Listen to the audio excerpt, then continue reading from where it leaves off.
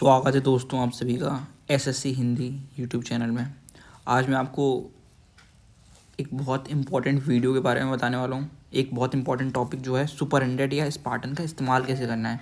ये बैच है आवाज़ सैनी सर का, एसएससी सीजीएल का एक कोर्स है सुपर 100 और स्पार्टन। इसमें आपको पहले ब्रीफ दे देता हूँ, मतलब शुरुआत में बता देता हूँ कि सुपर 100 है वो एक शॉर्ट बैच है काफ़ी, और उसमें बहुत ज़्यादा चीज़ों को बहुत कम टाइम में कवर करा गया है, बहुत तेज़ी से, और उसमें बच्चे का लेवल थोड़ा अच्छा होना चाहिए। पर एक स्पार्टन एक बेसिक बैच है, ठीक है। इसमें तो आपको थोड़ा आराम से पढ़ाते हैं और कंटेंट लगभग सेम ही है, उसमें कोई ज़्यादा अंतर नहीं है, ठीक है। दोनों में आपको वही पड़ेगी, बस टाइम की बात आ जाती है। सुपर 100 तेज़ हो जाता है और स्पार्टन्स थोड़ा टाइम टेकिंग है, ये बिगनर्स के लिए है स्पार्टन्स, ठीक है। आपको सुपर 100 लेना चाहिए नहीं लेना चाहिए, वो उस वीडियो की बात, ये बात मैंने एक और वीडियो में कही है, वो आप मेरे यूट्यूब चैनल पे जाकर देख सकते हैं। मतलब स्पार्टन्स है कैसा, आपको लेना चाहिए नहीं लेना चाहिए, एक चीज़ मैंने बहुत डिटेल में 20 मिनट का वीडियो है, वो मैंने बहुत अच्छे से बात करी है, ठीक है। तो अब जैसे आपने टाइटल देख लिया ना, हाउ टू यूज़ सुपर 100, तो अब मैं बताने वाला हूँ आपको सुपर 100 का इस्तेमाल कैसे करना है, ठीक है। आप देख सकते हैं मेरा मैथ का स्कोर ये था CGL 2024 में, और भी मेरे जितने भी एग्ज़ाम्स हैं वो लास्ट वीडियो में मैंने शेयर करे थे। खैर ये इतना इंपॉर्टेंट नहीं है, पर मैं आपको बताने वाला हूँ कि सुपर 100 का इस्तेमाल कैसे करना है, मैक्सिमम आउटपुट इन मिनिमम टाइम, ठीक है। ये तो सबसे पहली बात, सर क्लास देंगे, ठीक। आपको क्लास को बहुत सीरियसली अटेंड करना है, एकदम टेबल चेयर पर बैठ के अच्छे से, कोई भी चीज़ को मिस नहीं करना। Everything is important, every minute detail is important, ठीक है। उसके बाद क्लास, हो सकता है कि आप क्लास देखें और आपको समझ में ना आए, ठीक है, होता है, बहुत बार होता है, कुछ चीज़ें आती हैं नहीं आती हैं, कुछ आती हैं नहीं आती हैं, तो आपको क्या करना है, क्लास को दोबारा देखना है, ठीक है। और फिर आपको हो सकता है तब भी समझ में ना, भाई 2 बार देख के भी समझ में ना, कोई कई चीज़ें होती है, जैसे सिंपल इंटरेस्ट मेरे को भाई 2 बार में समझ में आया, तो मैंने इसे 3-4 बार भी देखा। हो सकता है कि आपको कई बार किसी मतलब कोई टॉपिक को 3 या 4 बार भी देखना पड़ सकता है, पर तो कोई बात नहीं, देख लीजिए, आपको होता है सबके, ठीक है। उसके बाद सॉल्व कैसे करना है आपको, मतलब सर ना 2 तरीके की शीट देते हैं। एक तो जिसमें होता है कि एनोटेशन वाली, जैसे उन्होंने खुद सॉल्व करे होते हैं, तो आप पहली बार में उसका इस्तेमाल करके ना रिवीजन कर लीजिए। एक मिनट, थोड़ा सा आप दूसरी या तीसरी बार कर रहे हो तो आप वो मेक श्योर करिए जो खाली वाली शीट है ना, उन्हीं पर सॉल्व करिए।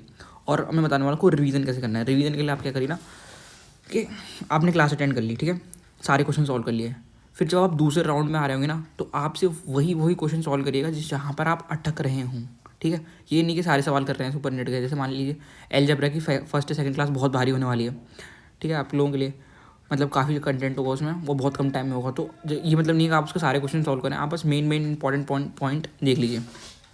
रिवीजन के टाइम पे रिवीजन करने का ये कि आपको उस अपना ना उस चैप्टर पर टाइम कम करते जाना है, ठीक है।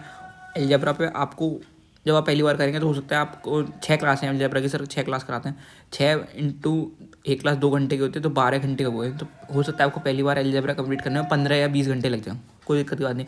फिर आपको काम करना है और कम करना है, मतलब धीरे धीरे आपका ना टाइम कम होता जाएगा, फिर वो 15 घंटे पे आ जाएगा, फिर 12 पे आ जाएगा, फिर 10 पे आ जाएगा। फिर आप जब एग्ज़ाम देने जा रहे होंगे ना, अपना 3-4 बार रिवीजन कर चुके हैं, या फिर और भी बार 4-5 बार रिवीजन कर रखे होंगे ना, तो वो आप 1 घंटे में पूरा अलजेब्रा खत्म कर देंगे, ठीक है। ऐसे करके इतनी स्पीड हो जाएगी, मतलब इतनी कमांड हो जाएगी उन क्लासेस के ऊपर आपकी, और फिर तब आपका अच्छा इंप्रूवमेंट आपको देखने लगेगा कि हाँ अब मेरा टाइम कम हो गया, ठीक है। अब मैं बात करने वाला हूँ नोट्स की। तो आपको नोट्स कैसे बनाना है, मैं सर बोलते हैं नोट्स बना लो, मैं बिल्कुल एडवाइज़ नहीं करता हूँ कि आप खुद नोट्स बनाइए, neither I made notes nor you should. तो आप क्या करिए ना, कि जो अंडरलाइन कर लीजिए, कि मतलब जैसे मैं आपको दिखाता हूँ, एग्जांपल दिखाता हूँ। जैसे आवाज़ सैनी सर का ये है ना, क्लास के सारे PDF इसी में है।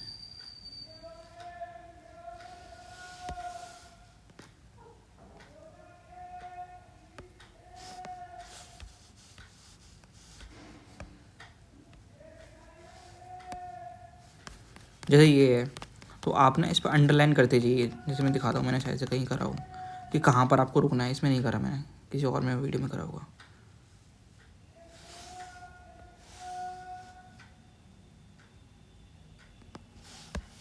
चलो मैं इसी से दिखा देता हूँ आपको। जैसे ये आप इसमें ना इन अंडरलाइन कर लीजिए, जैसे हाईलाइट करके मार्क कर लीजिए कि कहाँ रुकना है। मैं नोट्स की बात कर रहा था, मैं आपको नोट्स दिखाता हूँ एक बार कि मैंने कैसे बनाए थे, ठीक है। ज्योमेट्री के PDF से मैं दिखाना चाहूँगा आपको। जैसे ये है, ठीक है। ऐसे ज्योमेट्री की PDF बनाई हुई है, तो इसमें सारे जो टफ सवाल हैं ना, जो नहीं होंगे, जिसमें मेरे को दोबारा नज़र डालने की ज़रूरत है, वो सब खुद से ऐसे लिख रखे थे। ठीक है। ये ना, जो पहले 3 क्लास है, जो पहले के 3 पेज हैं, ये सर ने एक क्लास में करवाए थे, इसमें 15-16 पेज थे। इसमें मेरे को लगा कि ये सिर्फ इतना मेरे को नज़र डालना चाहिए, वापस रहने वाली है। तो ये इस हिसाब से था कि कम टाइम में रिवीजन करते हैं। मैं देखा तो मैंने काफ़ी सारी चीज़ें करी हैं। जैसे मैंने और भी टेक्निक लगा देता कि यार ठीक है यार, ये थोड़ा सा टेढ़ा मेरा हो रहा है, मतलब इस रिज़ल्ट को कैसे याद कर सकते हैं। तो ये मैंने खुद अपने हाथ से लिखा है कि अच्छा हाँ यार, ये 2 है, ये 3 है, सब वैल्यू पुट कर देंगे सब, मतलब 2/3 तो 2 आ जाएगा। अब 8 ये दूसरे वाले रिजल्ट के लिए 1 है और ये 3 है, तो ऐसे करके। ठीक है। और एक चीज़ और दिखाता हूँ, जैसे ये है, तो अब इसमें फॉर्मूले में कन्फ्यूज हो जाते हैं, है ना। तो फिर उसके लिए भी मैंने बताया था कि अवॉइड करने के लिए हम क्या करें, यूनिट्स को देख लेंगे, तो यूनिट्स को देखने से कन्फ्यूजन कम हो सकता है, ऐसे करके। तो आप भी इसी तरीके से नोट्स बनाइए। मैंने ये खुद अपने हाथ से लिखे हुए सब ये सारे फॉर्मूले, ये वाला तो सर का है, पर ये नीचे वाला मेरा है। ये मैंने अपने हाथ से लिखता रहता था कि हाँ यार, मैं यहाँ पर अटक सकता है मेरा हाथ, तो मैंने ऐसे करके लिख लिया था। ये कुछ इससे रिलेटेड ये फॉर्मूला है, तो मैंने इसके नीचे लिख लिया था। इस PDF का मैं रिवीजन करने के लिए इस्तेमाल करता था। जब मैंने 1-2 बार वो पूरी की पूरी 10 क्लास देख के सारी क्वेश्चन का सॉल्व कर लिए थे। जैसे ये सब मैंने अपने हाथ से लिखा है।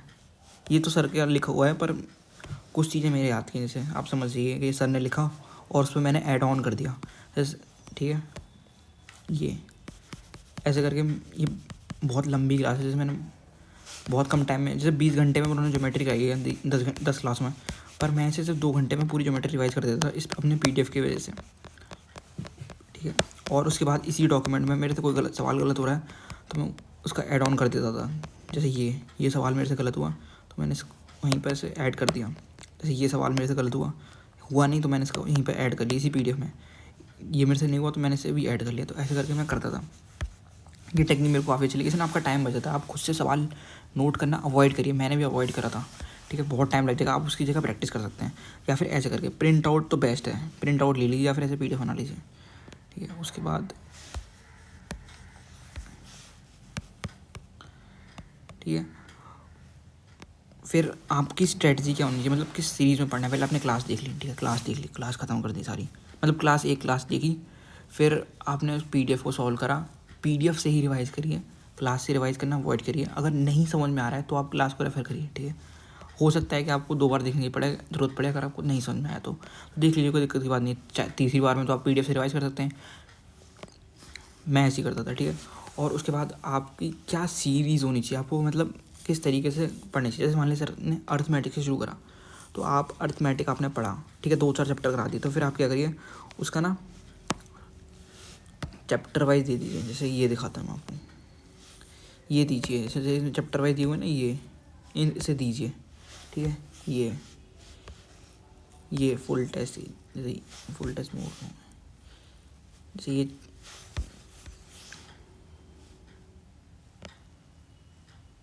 ये रहे चैप्टर टेस्ट।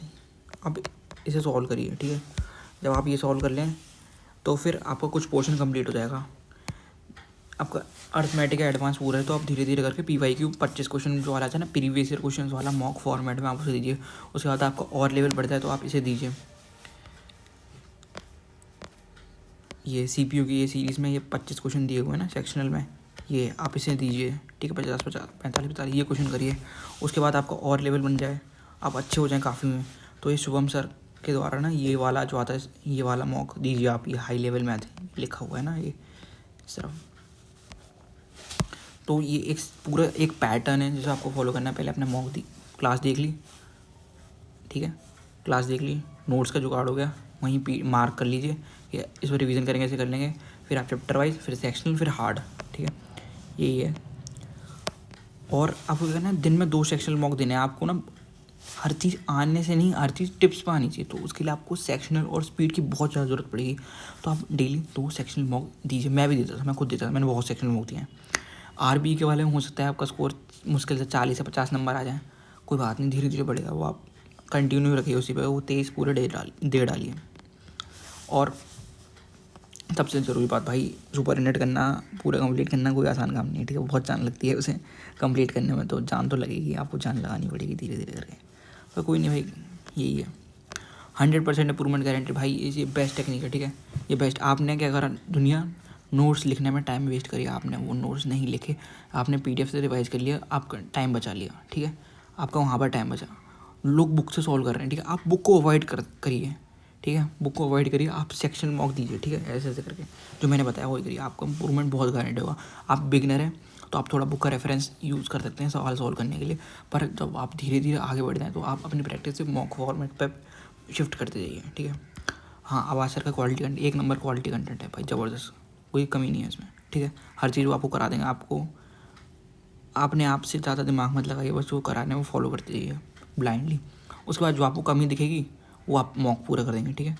और हो सकता है कि अगर आपको थोड़ा एक्स्ट्रा नीड की ज़रूरत हो तो आप अभिनय सर को थोड़ा बहुत यूट्यूब पर फॉलो कर सकते हैं, उन्होंने कई सारे ना अच्छे क्वेश्चन कराए हुए हैं, ठीक है, वो उसे देख लीजिए। जैसे मैं आप सर्च करेंगे टॉप 30 क्वेश्चन बाय अभिनय सर ऑन ट्रिग्नोमेट्री तो आपको मिल जाएंगे, आप उसे फॉलो करिए, वो भी काफ़ी अच्छे क्वेश्चन मिल हैं, ठीक है।